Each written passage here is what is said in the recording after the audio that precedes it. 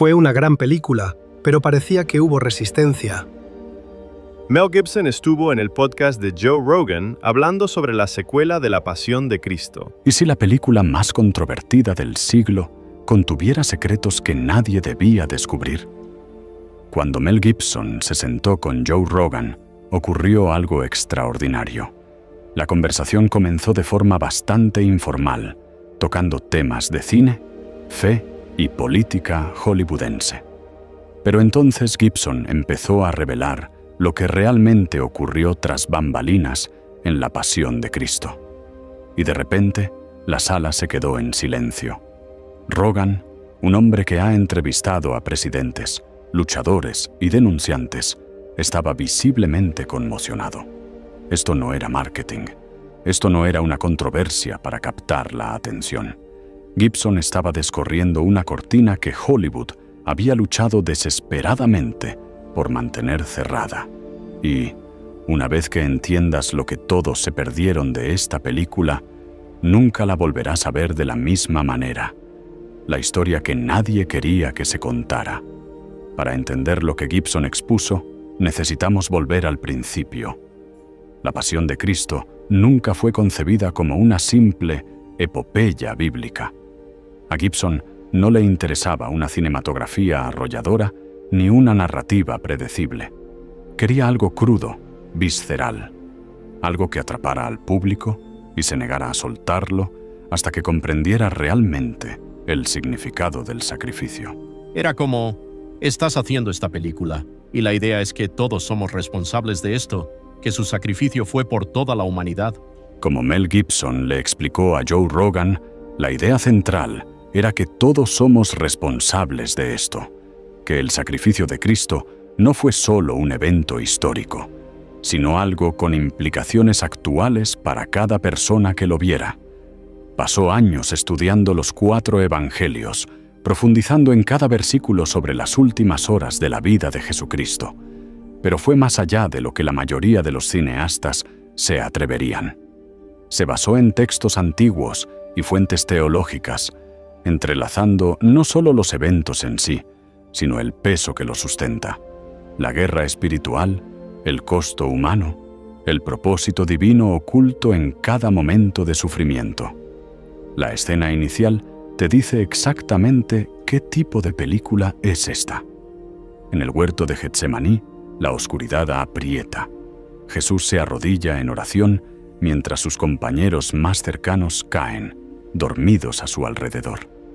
La vulnerabilidad es abrumadora. Aquí hay alguien completamente divino, pero completamente humano, sudando gotas de sangre mientras un peso insoportable lo aplasta. Entonces aparece Satanás, deslizándose entre las sombras, susurrando dudas. Una serpiente emerge, pero Jesús la aplasta bajo su talón, una referencia directa al Génesis y a la primera promesa de redención. Cada fotograma tiene un significado. Cada sombra es deliberada. Cada línea de diálogo resuena con una profundidad teológica que recompensa a quienes prestan atención. Esta no fue una película diseñada para un visionado casual. Gibson creó un cine que exige que te inclines hacia adelante, te involucres profundamente y te enfrentes a algo mucho más grande que tú mismo. Lo que Hollywood intentó enterrar. Durante su conversación con Rogan, Gibson reveló algo de lo que la mayoría de la gente nunca habla abiertamente. Algo que explica por qué esta película enfrentó una resistencia tan extraordinaria desde el principio. Observó un patrón dentro de la industria, una doble moral que operaba silenciosa, pero eficazmente. Las películas que exploraban diversas tradiciones religiosas a menudo recibían un trato respetuoso, representaciones matizadas y un manejo cuidadoso. Pero, cuando se trataba de historias cristianas, la respuesta era fundamentalmente diferente. Escepticismo, rechazo, a veces hostilidad abierta. El cristianismo es la única religión que se permite menospreciar.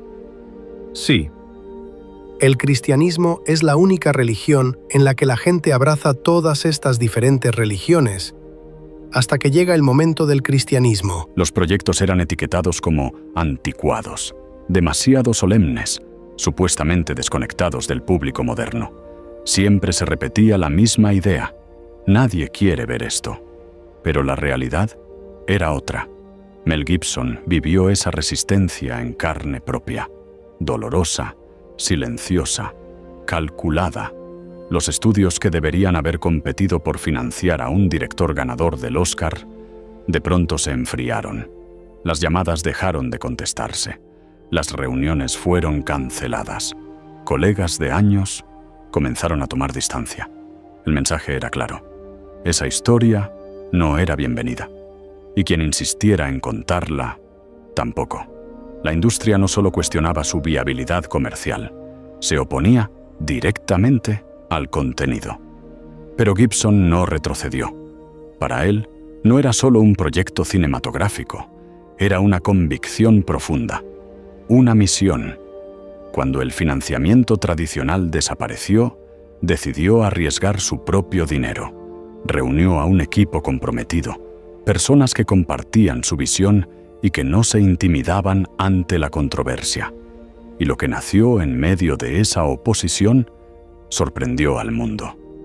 La Pasión de Cristo se convirtió en una de las películas para adultos más taquilleras de la historia.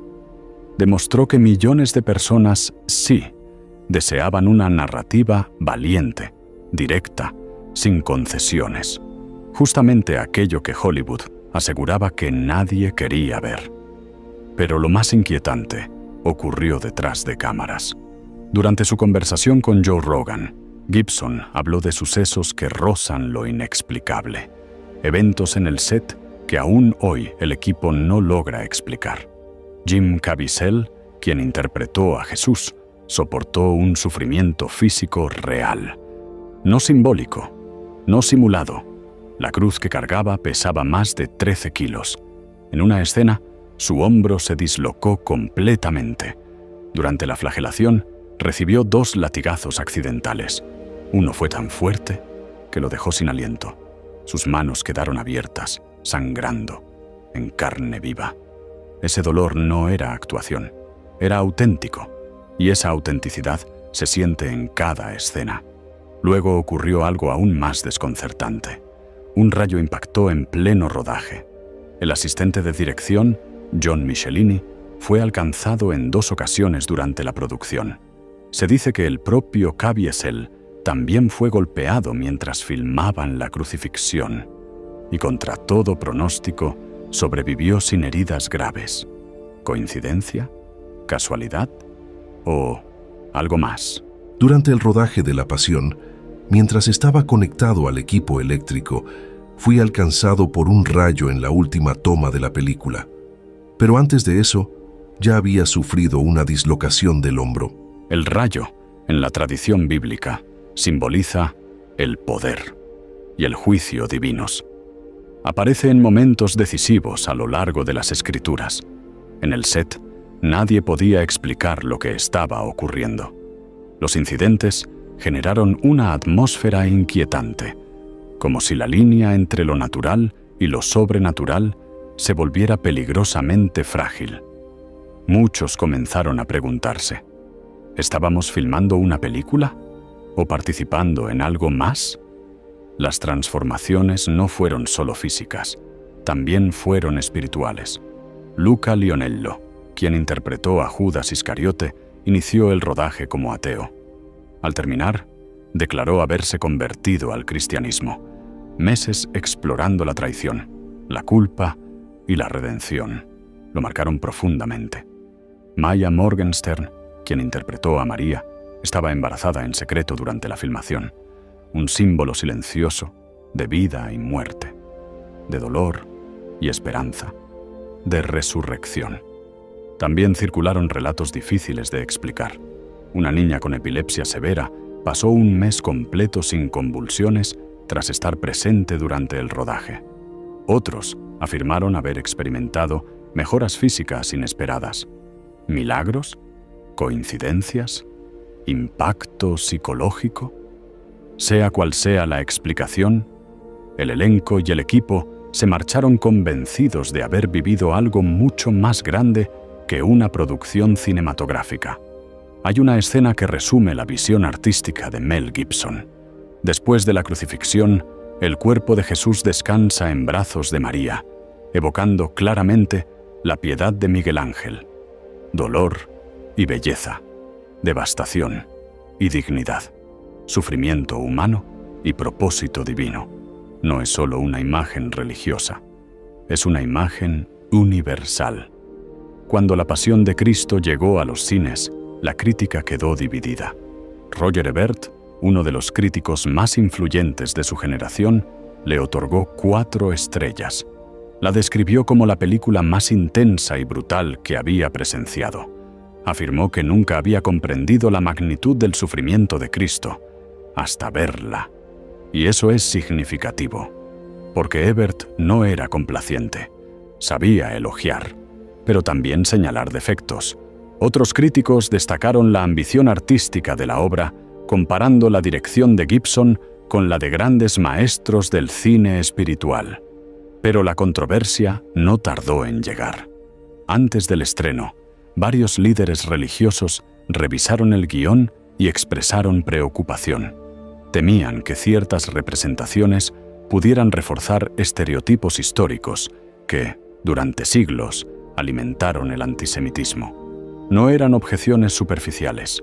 La historia demuestra que ciertas narrativas han sido utilizadas para justificar persecución y violencia.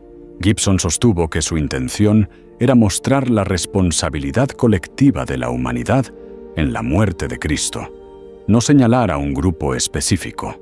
Aún así, el debate evidenció lo delicado que resulta contar esta historia. Algunos académicos cuestionaron escenas sin base bíblica directa, como la representación de Judas atormentado por figuras demoníacas. La respuesta de Gibson fue clara. Esto no era un documental, era una interpretación artística, cine, simbolismo, metáfora visual.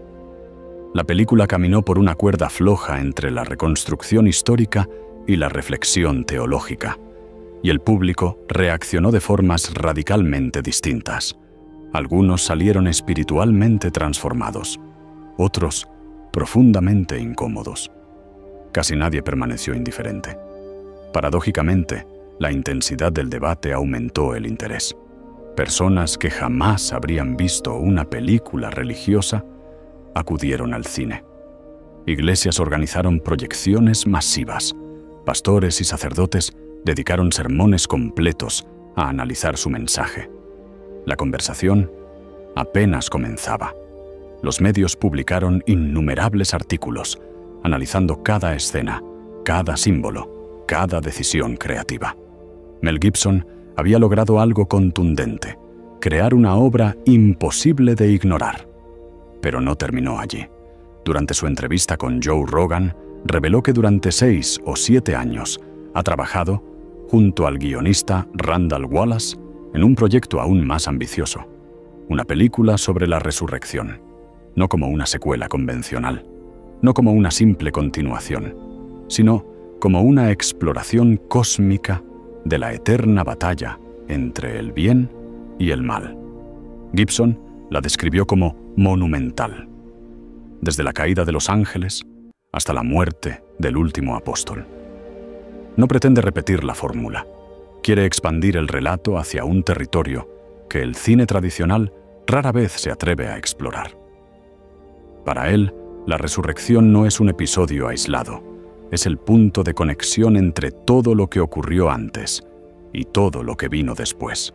Se sumerge en textos antiguos, debates teológicos e investigación histórica para construir una narrativa que obligue al espectador a mirar lo familiar con ojos nuevos. Para Gibson, los evangelios no son mito, son testimonio histórico, y planteó una pregunta directa. ¿Quién muere por algo que sabe que es mentira? Esa sola interrogante, afirma, sostiene el núcleo del cristianismo. La resurrección sigue siendo el aspecto más desafiante de la fe, un hombre ejecutado, sepultado, y luego saliendo de una tumba, desafía el orden natural. Gibson reconoce que durante años aceptó estas afirmaciones porque otros las creían, pero con el tiempo emprendió su propia búsqueda. Y esa travesía personal ahora define su arte. No quiere predicar a convencidos, quiere confrontar a creyentes y escépticos por igual. Plantear preguntas profundas sobre la existencia, el propósito y lo que ocurre después de la muerte. Entonces, ¿qué fue lo que realmente impactó a Rogan? No fue una sola revelación, fue el peso de todo junto, la realidad de que la pasión de Cristo nació en medio de oposición feroz, la realidad de que el rodaje estuvo marcado por acontecimientos difíciles de explicar, la realidad de que el arte creado con convicción auténtica puede transformar vidas, la verdad de que la fe, a veces, exige sacrificio, que hablar con honestidad implica arriesgar reputación, relaciones y estabilidad. Algunas historias justifican cualquier precio. Estas reflexiones atravesaron el cinismo de nuestra época. Recordaron que todavía existe la sinceridad en un mundo dominado por la estrategia y la imagen, que aún hay quienes crean más allá del lucro, que la convicción sigue moviendo montañas. La trayectoria de Gibson representa algo cada vez más escaso, una negativa firme a ceder, a suavizar, a pedir permiso. La pasión de Cristo obliga a enfrentar el sufrimiento, el sacrificio y la redención sin filtros. No ofrece respuestas cómodas, exige reflexión. Más de 2 décadas después, sigue dividiendo opiniones. Algunos la consideran una obra maestra espiritual, otros profundamente problemática. Ambas posturas contienen matices válidos. El gran arte provoca reacciones intensas porque toca algo profundo, algo que no podemos ignorar. La conversación entre Gibson y Rogan reveló algo poco común en entrevistas con celebridades: vulnerabilidad real. Mostró que detrás de cada obra polémica hay lucha, riesgo y compromiso inquebrantable con una visión. Recordó que no todo puede explicarse desde marcos puramente materialistas y que la autenticidad, incluso en figuras controvertidas, tiene poder para conmover y abrir mentes. Eso fue lo que muchos pasaron por alto. No era solo una película, era un hombre apostándolo todo por una historia que el mundo intentó silenciar y que, contra todo pronóstico, encontró eco global. La verdad ya no está escondida. Permanece ahí, para quien quiera mirar, escuchar y dejarse transformar por relatos que cuestan algo real. Historias que incomodan, historias que desafían, historias que, cuando son contadas con convicción, lo cambian todo.